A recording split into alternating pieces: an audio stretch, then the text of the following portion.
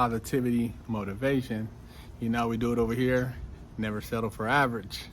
I just mentioned in another video about Autopilot and how a lot of these young people out here today are on autopilot and don't even realize it. I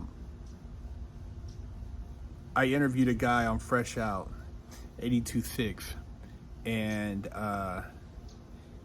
he was saying that, he had been involved in a lot of criminal activity and, didn't realize how deep he was involved in what he was doing until he caught a murder.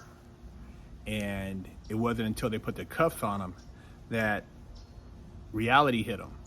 And I know for a lot of you guys out there, until you sit down and really reflect, things just seem to be happening and you seem to almost just be I don't know, like a character in a movie. I'm outside right now. I like doing these chats with you guys outside. Nature, you got the cicadas, you got the birds. I got my puppies out here, and my mind's able to kind of just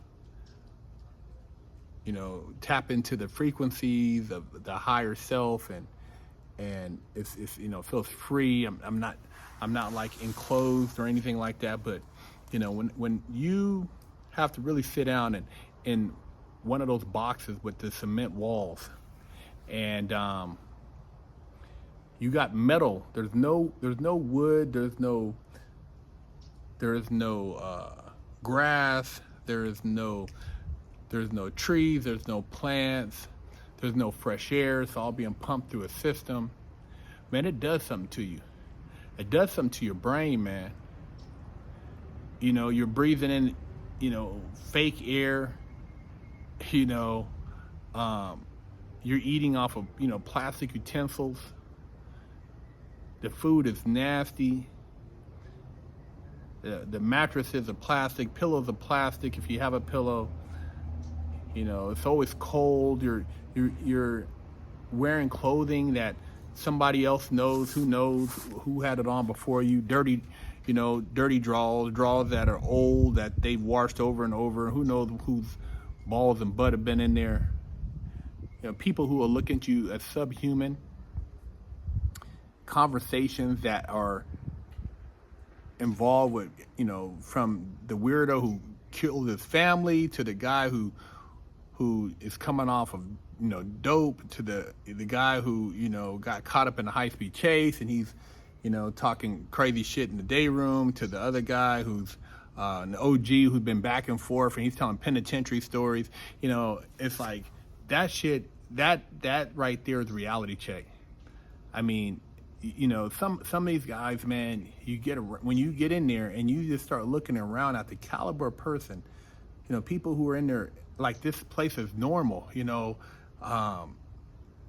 watching TV through a little square glass window when you're locked down, trying to see what's going on, and hollering through the slots, and doing push-ups off the metal slabs in there, and writing with a little last piece of pencil, brushing your teeth with a little half a toothbrush, this nasty ass milk they try to give you with old fruit they could never give away at the grocery store, all that shit, man. When you have to let that wake you up, you in trouble, man. You in trouble. Some generic ass slip-on shoes, slip-on Vans, or some type of shower shoe they give you, with some blow-it-out socks. That prison shit, that jail shit, that's some really low-ball, dirty shit, man. That shit is disgusting, man. And, painting that picture for you, if you're on autopilot, somehow, hopefully, you can break that autopilot, man. the moves you're making so fast, you're thinking you're coming up on licks, or, you know, having shootouts and getting away with it, whatever you're doing, because there's a lot of shit you'll get away with and then you won't. It'd be something so unrelated to what you've been getting away with. You're like, damn, this is the shit that brought me down.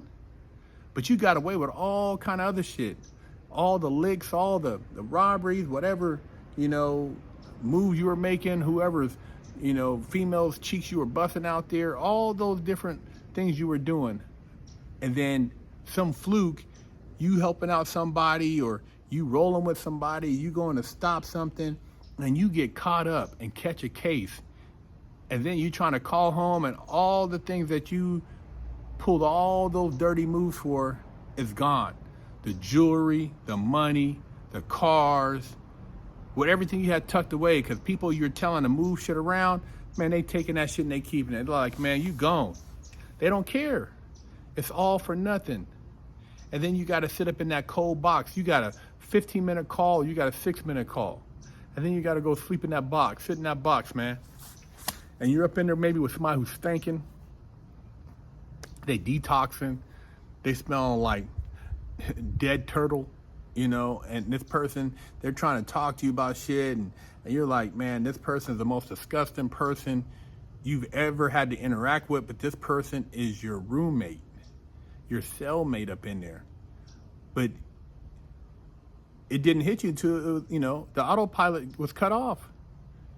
And it might take a couple of days or a week for you to really just like, wow. And then, you know, you're in there and you think, oh man, it's going to be a minute. See, a lot of times now, because there's no bail shit, man, dudes is getting right out. It doesn't even faze them. Oh man, you know, I got caught with a gun. I was, you know, woo, man, they didn't run ballistics on that thing. I've been shooting and busting caps in that thing, blah, blah, blah. And you back out. And then you back out and you getting into more shit, you know. But back, you know, when shit was going down, when I was going, got caught up, it was like you get it, you catch a case, you're sitting down. I ain't never had, opportunity to get out off of anything I did. I had to sit my ass down and do the time. That was it. You know, hey man, you made a mistake, you go up in there. Sit your ass down. But it wasn't until I really, got caught up the last time that the autopilot shut off. And I was just like, damn, man, what was I doing, man? And then you start thinking about all the things that you did that led up to that. Like, what was the turning point? What was the decision you made that took you all the way to this other side? I know for myself, if I would have maybe had a mentor on the street, it was not even a maybe. If I would have had a mentor on the street, somebody would have been like, hey man, come hang out with me. Let me teach you this. Let me do that. I wouldn't have been doing a lot of the dumb shit I was doing. See, a lot of times you're looking at somebody who isn't far from where you're at mentally as somebody you're following, and that person don't have anybody who's taught them shit. So it's just a bunch of non-being taught anything individuals following each other. It's a bunch of idiots following each other. None of them have had anybody lace them up with anything of substance to where there's a value in there. It'd be different if this dude over here had a father or uncle who really put him down, and then he would most likely be telling you like, look man, go the other direction. But when you got a bunch of people who haven't had anybody put any type of real knowledge or game in front of them, everybody just is out there running around, autopilot. Trained to go, not thinking, not worried about the consequence, not thinking about who's being hurt in the process.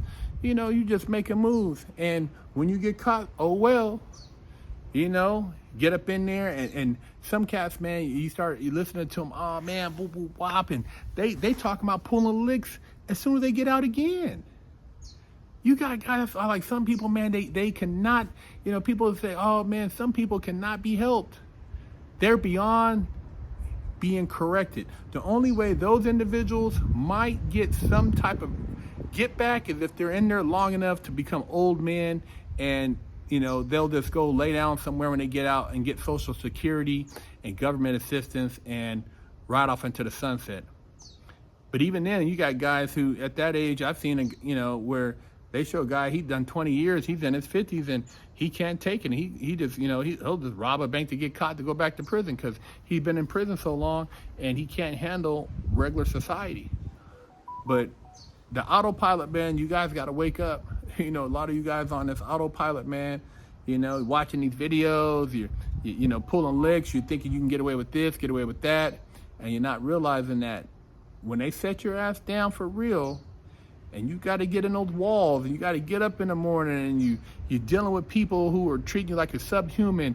You have no rights.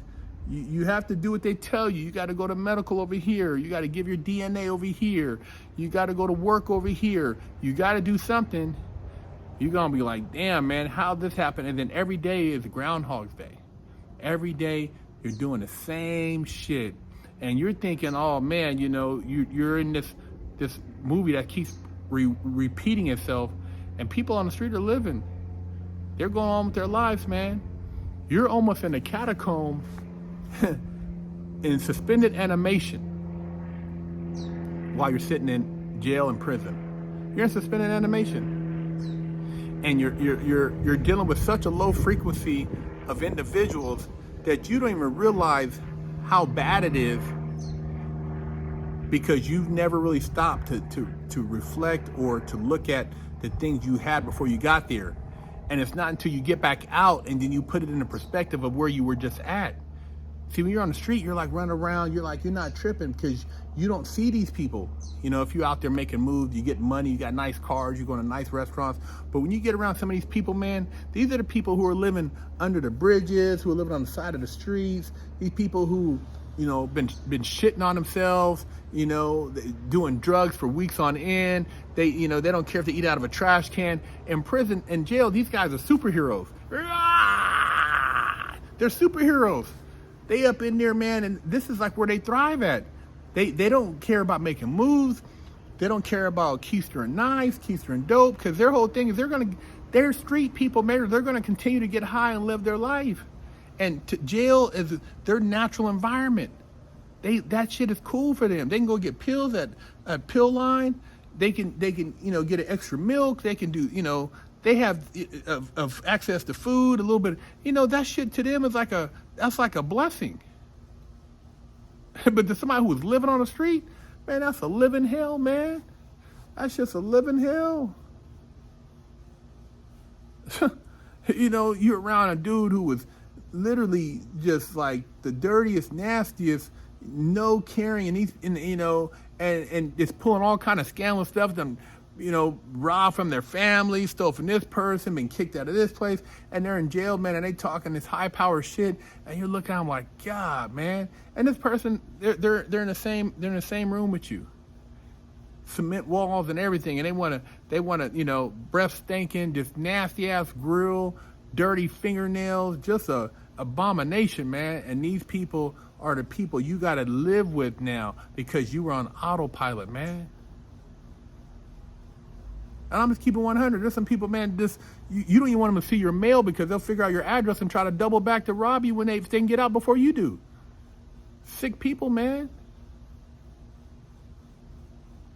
If you're on autopilot, bro, wake up. Wake up before the walls in jail wake your ass up, man. Real talk. I know a lot of you guys don't have no mentors. You don't have no men in your life. Well, this video right here can change your life. .com to pick up a limited edition GTA poster signed by me for $10, or with your purchase of a Wig Splitter Porsche t-shirt, I'll throw in a free poster. Coming. I gotta hurry up and wash my ass. Go to BigHerc916.com, pick you up a bar of soap, and wash your ass, or else you're gonna be under arrest too. Oh shit. Officially, I only got one real spanking my entire life. My mom did the best a 14-year-old could do, raising me with love and instilling values that will last a lifetime. I was a straight A student and lived to make her happy. So how did I go astray? A horrible stepdad that stole my self-worth and invoked fear turned me into a person that I struggled to overcome. From skateboarding to selling drugs, gang banging in juvenile hall, I got caught the same way many young promising men get caught up. I struggled to find my identity, getting mixed up in shootouts, crime, and the adult entertainment industry. This roller coaster continued as I juggled college, hustling, and Hollywood, eventually catching a federal bank robbery case. I found redemption in prison while serving a 120-month federal sentence and came out a man on a mission. I became a social media influencer with over 500 million views on YouTube and a life coach mentoring people all over the world. This is my journey against all odds.